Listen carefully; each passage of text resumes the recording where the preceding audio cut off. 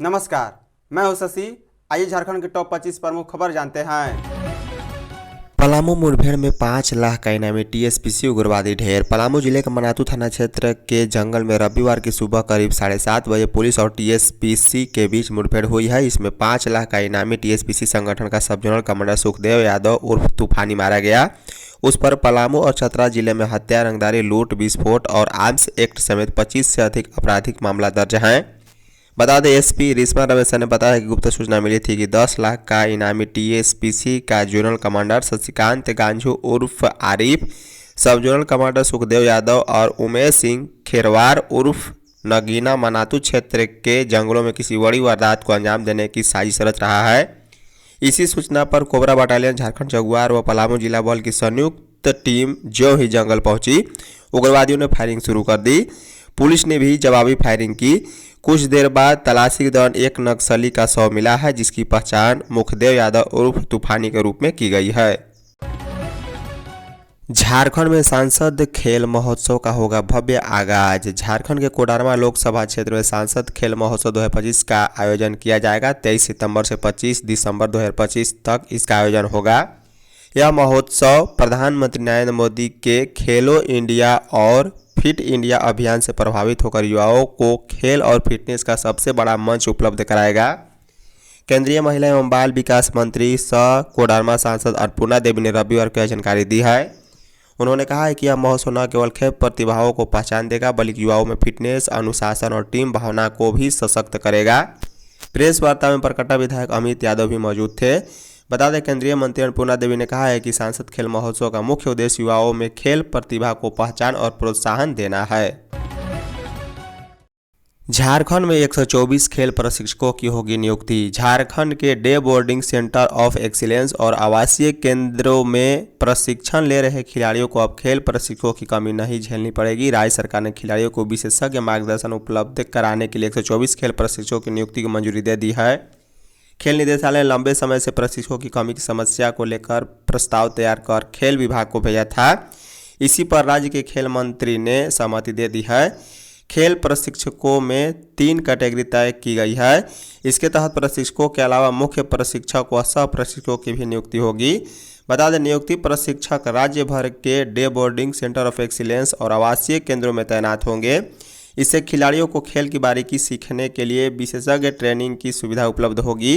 विभाग का मानना है कि प्रशिक्षकों की उपलब्धता से खिलाड़ियों का खेल कौशल और अधिक निखरेगा। खेल निदेशालय ने सारे खिलाड़ियों का डाटा तैयार करने का निर्णय लिया है। पूर्व में भी ऐसा प्रयास किया गया था। झारखंड मौसम 3 दिन भारी बारिश का अलर्ट। झारखंड के 22 जिलों में अगले 3 दिन में भारी बारिश की चेतावनी मौसम विभाग ने दी है। इन जिलों के लिए येलो अलर्ट भी जारी किया गया है। मौसम विभाग ने कहा है कि 15 सितंबर से 17 सितंबर के बीच झारखंड के 22 जिलों में कहीं कहीं भारी वर्षा होगी। कुछ जगहों पर गरज के साथ वज्रपात भी होने की आशंका है। बता दें, मौसम विभाग की ओर से रविवार को जारी स्पेशल बुलेटिन में बताया गया है कि पूर्वी सिंहभूम, पश्चिमी सिंहभूम, सिमडेगा, सरायकेला, खरसावां, देवघर, दुमका, गिरिडीह, गोड्डा, जामताड़ा, पाकुड़, साहिबगंज, रांची, बोकारो, धनबाद, खूंटी, रामगढ़, हजारीबाग, कोडरमा, चतरा, पलामू, गढ़वा और चतरा जिले में 3 दिन के दौरान कुछ जगहों पर भारी वर्षा हो सकती है। वहीं मौसम विभाग के मुताबिक 15 सितंबर को पूर्वी सिंहभूम, पश्चिमी सिंहभूम, सिमडेगा, सरायकेला, खरसावां, देवघर, दुमका, गिरिडीह, गोड्डा, जामताड़ा, पाकुड़, साहिबगंज, रांची, बोकारो, धनबाद, खूंटी और रामगढ़ जिले में कहीं कहीं भारी बारिश होने की संभावना है। एसआईआर पर झारखंड में राजनीतिक घमासान। झारखंड में विशेष गहन पुनरीक्षण एसआईआर को लेकर सत्तारूढ़ झारखंड मुक्ति मोर्चा गठबंधन और विपक्षी भारतीय जनता पार्टी भाजपा के बीच तनाव बढ़ता जा रहा है। चुनाव आयोग द्वारा मतदाता सूची को पुनरीक्षित करने का यह कदम दस्तावेजों की जांच पर केंद्रित है, जिसमें संदिग्ध मतदाताओं के नाम हटाने की कवायद होगी। बिहार में इसकी शुरुआत के बाद अब अक्टूबर से झारखंड में इसे लागू करने की योजना है। हालांकि इस मुद्दे ने राजनीति विवाद को जन्म दिया है, जिसमें आदिवासी, मूलवासी, दलित और पिछड़े वर्गों के हितों को लेकर गंभीर आरोप प्रत्यारोप सामने आ रहे हैं। झामुमो नीत गठबंधन ने एसआईआर को आदिवासी और अन्य कमजोर वर्गों के खिलाफ एक सुनियोजित साजिश करार दिया है। गठबंधन का दावा है कि यह कदम भाजपा की राजनीति का हिस्सा है, जो घुसपैठियों के नाम पर उनके वोट बैंक को कमजोर करना चाहती है। लीची की खेती में आत्मनिर्भरता की ओर झारखंड के 336 पंचायतों का चयन लीची की खेती के लिए कर लिया गया है और इन पंचायतों में लीची के पौधे लगाने की तैयारी पूरी कर ली गई है। बिरसा कृषि विश्वविद्यालय इसके लिए परामर्श प्रदान कर रहा है। इसी के परामर्श पर झारखंड के कई इलाकों में आम की खेती शुरू की गई और इसका नतीजा यह रहा है कि झारखंड आम की खेती में आत्मनिर्भर बन चुका। एक बार फिर लीची को लेकर तैयारियों को अंतिम रूप दिया जा रहा है। बता दें, बागवानी मिशन से लीची के पौधे खरीदने के पीछे तर्क यही है कि यहाँ से खरीदे गए पौधे पर कहीं कोई शक नहीं रहता और पौधे की खरीदारी पर विभाग को छूट भी मिलती है। याद हो कि झारखंड में मनरेगा के तहत 336 पंचायत का चयन कर वहां लीची के पौधे लगाने के लिए निर्णय लिया जा चुका है। लीची के पौधे को लगाने में पूरा खर्च मनरेगा से उठाया जाएगा। इस योजना से श्रमिकों को भुगतान करने के साथ ही सामग्री मद में खरीदारी के लिए फंड का इंतजाम किया गया है। 4 जवानों की हत्या में शामिल था नक्सली मुखदेव यादव। पलामू जिले के मनातू और तरहसी सीमावर्ती कास जंगल में सुरक्षा बलों और नक्सलियों के बीच हुए मुठभेड़ में प्रतिबंधित संगठन तृतीय सम्मेलन प्रस्तुति कमेटी टीएसपीसी का जोनल कमांडर और टॉप नक्सली मुखदेव यादव मारा गया है।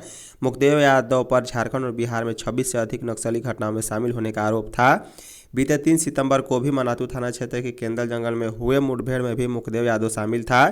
उसी मुठभेड़ में नक्सलियों की पहली फायरिंग से 2 जवान शहीद हो गए थे। मुखदेव टीएसपीसी सुप्रीमो शशिकांत गांजू का सबसे करीबी और भरोसेमंद कमांडर माना जाता था। बता दें, मुखदेव यादव पहले भाकपा संगठन से जुड़ा था। बाद में टीएसपीसी में शामिल होकर उसने तेजी से संगठन में स्थान बनाया है। गढ़वा में पीडीएस डीलर को बंधक बनाकर 104 बोरी चावल लूटा। गढ़वा जिला अंतर्गत धुरकी प्रखंड में राशन वितरण के मामले में शनिवार को एक बड़ी खबर सामने आई है, जहां पर लाभुकों ने राशन डीलर को पहले बंधक बनाया, फिर दुकान से राशन लूट कर ले गए। घटना के बाद इस मामले में डीलर ने थाने में शिकायत की है। वहीं आपूर्ति पदाधिकारी को मामले की जानकारी देते हुए कार्रवाई का अनुरोध किया। इस मामले की जानकारी के बाद प्रशासनिक महकमा घटना की जाँच में जुट गया। वहीं मामले को लेकर चर्चा का बाजार गर्म है। जानकारी के अनुसार धुरकी प्रखंड के कदवा गांव में छोटे लाल कोरबा जन वितरण प्रणाली का दुकानदार है। शनिवार को छोटे लाल दुकान पर सितंबर महीने का राशन वितरण के लिए लाभुकों से अंगूठा लगवा रहे थे। इसी क्रम में राशन लूट की घटना हो गई है। छोटे लाल ने धुरकी थाने में दिए शिकायत में उल्लेख किया है कि अंगूठा लगवाने के दौरान ई पोस्ट मशीन काम कर नहीं रहा था। इसी दौरान कुछ लाभुक एकजुट होकर पहले उन्हें बंधक बनाया। इसके बाद दुकान में घुसकर वहां रखे चावल तथा गेहूं का बोरी लूट ले भागे हैं। दुर्गा पूजा के दौरान झारखंड में पुलिस कर्मियों की छुट्टियां रद्द। देश के अन्य प्रांतों की भांति झारखंड में भी दुर्गा पूजा की तैयारी तेज हो गई है। पुलिस प्रशासन अभी से अलर्ट पर है। राज्य के पुलिस महानिदेशक डीजीपी अनुराग गुप्ता ने दुर्गा पूजा को लेकर राज्य में सुरक्षा और कानून व्यवस्था बनाए रखने के लिए कई महत्वपूर्ण निर्देश जारी किए हैं।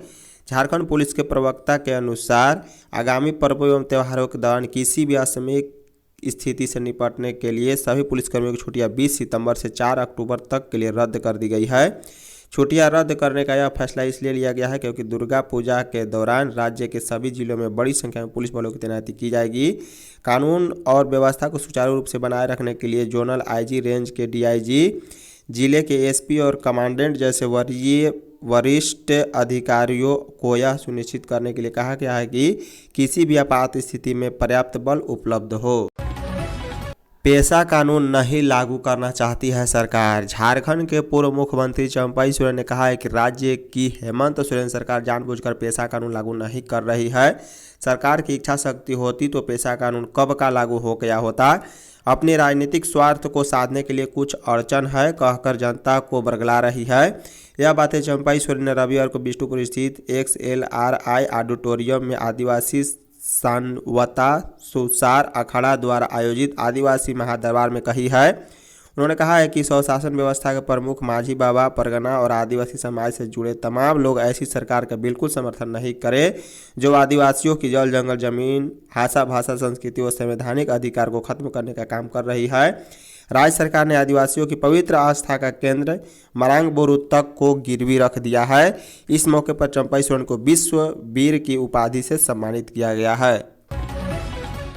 इस बार कड़ाके की ठंड के आसार। देश में इस साल कड़ाके की ठंड पड़ने के आसार है। भारतीय मौसम विज्ञान विभाग के मुताबिक ला नीना के कारण पारा सामान्य से ज़्यादा गिरने का अनुमान है। मौसम विज्ञान विभाग ने कहा है कि प्रशांत महासागर में वर्तमान में तटस्थ परिस्थितियां बनी हुई है।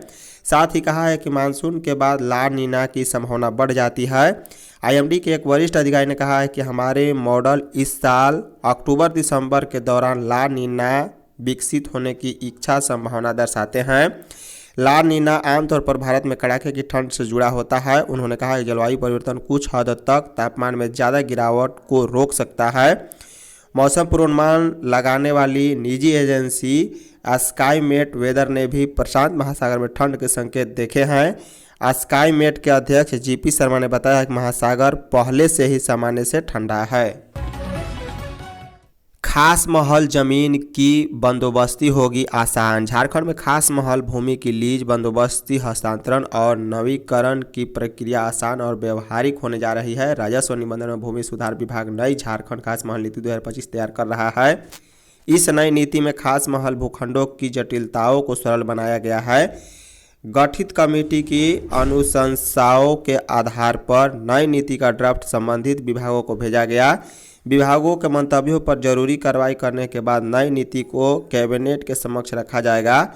नई नीति बनने के बाद खास महल की जमीन का खेती के लिए उपयोग के साथ ही घर और इसका व्यावसायिक उपयोग आसान हो जाएगा। इस नीति के बाद सरकार को एकमुश्त राजस्व की प्राप्ति भी हो सकेगी। धन्यवाद।